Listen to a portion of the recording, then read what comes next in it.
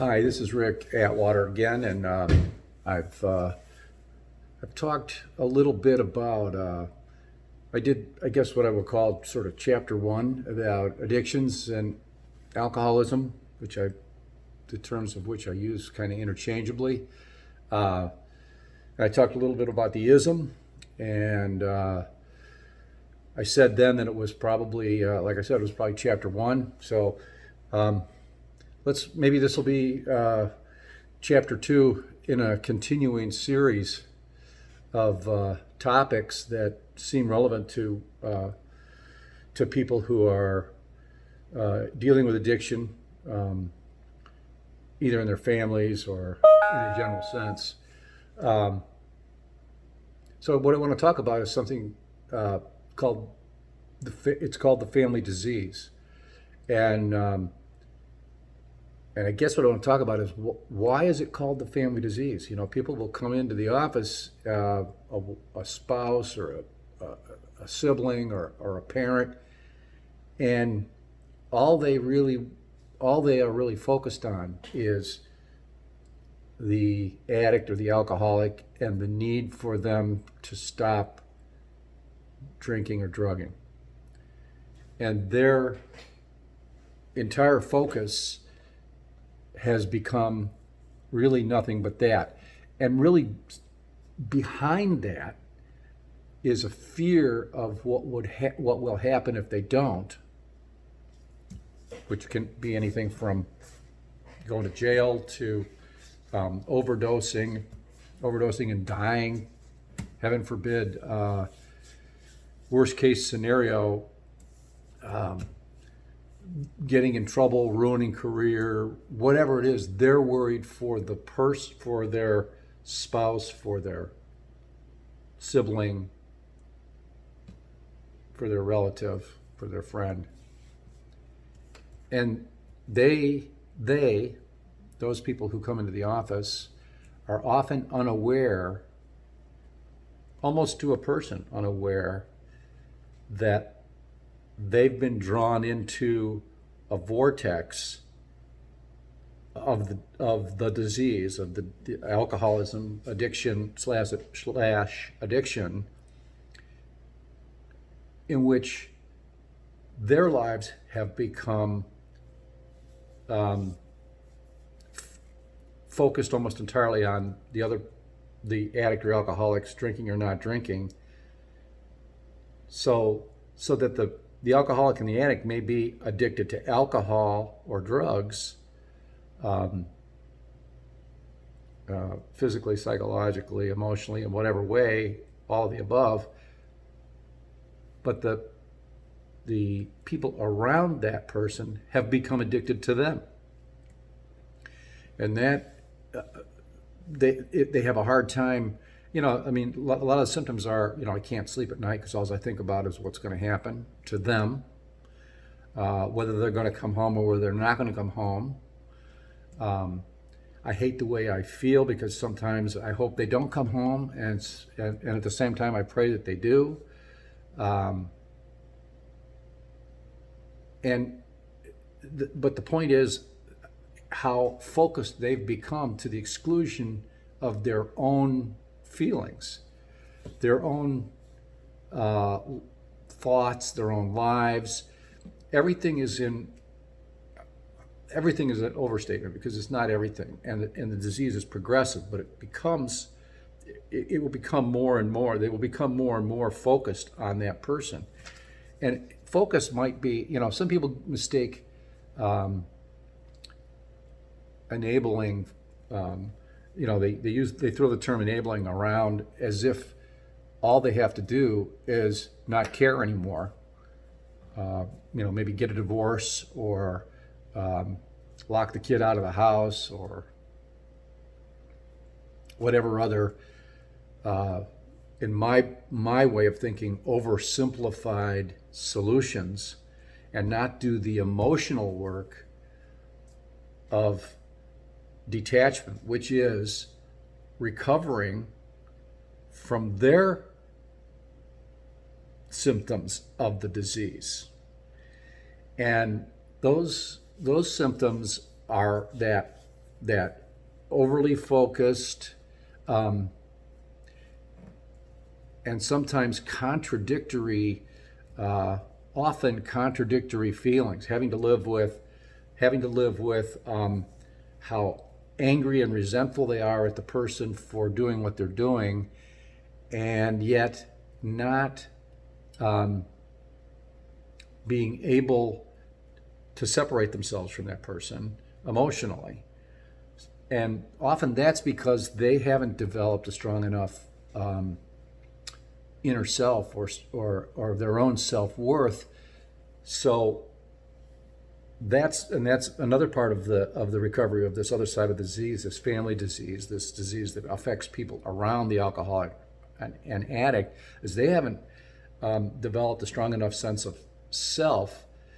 So they may have come into that relationship or been a part of that relationship with that in the background in the first place, and so they don't even recognize that their over focus on the alcoholic and addict actually is a diversion from their own feelings of lack of self-esteem, poor self-worth, and so focusing on that other person and what they do or don't do is actually a protective mechanism for them, and often they don't have any awareness of that. And it's hard. The denial around the term codependency or co-addiction, the other side of the disease, the family part of the disease, the denial around that is actually, in my experience, sometimes stronger than the denial around the actual use of substances, the substance abuser, because the co-addict, the codependent, the codependent person can look very helpful and very loving and those words, helpful, loving, supportive. And yet when it comes to addiction, we're really in an area where it's counterintuitive. The things that would help in another set of circumstances, in this set of circumstances, can really be harmful. And I always tell people, you don't have to be unkind to not be codependent. You don't have to throw the baby out with the bathwater. Kindness is one thing. Enabling is a whole other ballgame. So and I'll probably will talk about the dynamics of enabling and some things about detaching with love. And by the way, these are all concepts that can be found in the Al-Anon program. These aren't things that come from me. I'm just sharing with you some of the things that I've found that are helpful when you're looking at the family disease. So these are a couple of pieces of that. Maybe I'll talk about them separately later. But another piece of this family disease, so how it affects children and kids growing up in families. A lot of times kids will develop coping mechanisms. Well, almost every time kids will develop coping mechanisms when they grow up in an alcoholic family that work when they're in that system. But there's no way to adapt in a healthy way in the long term. When you're adapting to a sick system, you take away sick is a little strong, but you take away an adaptation or a maladaptation, a situation that works there, you move that into adulthood, it doesn't work. And so a lot of kids who grow up in families, alcoholic families, don't even know, because that's their reality. They don't know how the adaptations that they've made are going to hurt them later. Some are rebellious, act out, push away from the family, and then end up with all of those feelings left over, and having to need to do something with all of those feelings, and end up with their own alcohol or drug problems. Some withdraw and go into their own world. Some become overly helpful and take care of their parent, and then end up being caretakers, and then they go out and they're all set up to find the next alcoholic or addict in their lives. So those are all adaptations that kids make to a situation to survive that makes sense in that situation. I mean, when a kid, when mom's drunk on the floor, that kid has to, feels the need to take care of their mom, and that makes perfect sense in those circumstances. Later, you don't want to have a person that you need to, peel off the floor every other night. You don't want to marry them, probably. You hope that they get well, but you don't want to have to do that. But yet that's their reality. Kids who learn to act out their feelings, out of their anger, out of their hurt, out of their mistrust, out of their all of those things that go along with an alcoholic family, they don't learn how to deal with their feelings. They just act them out.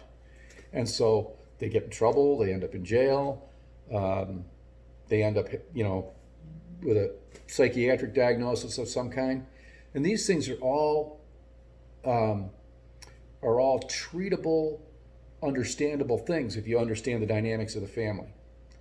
So I think what I'll do is maybe I'll stop here. I've kind of thrown out enough general topics, and now maybe what I'll do is pick off a few of those topics. We can talk more about the children and how to deal with the children of alcoholics.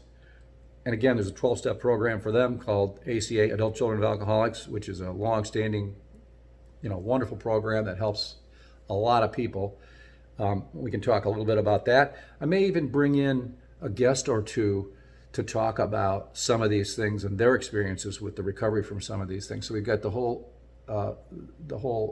avenue of talking about the children. We've got the whole avenue of talking about enabling and codependency. And so maybe those will be the next couple chapters. So I think that'll be it for today. Thanks for tuning in to our podcast, and I'll see you the next time we broadcast.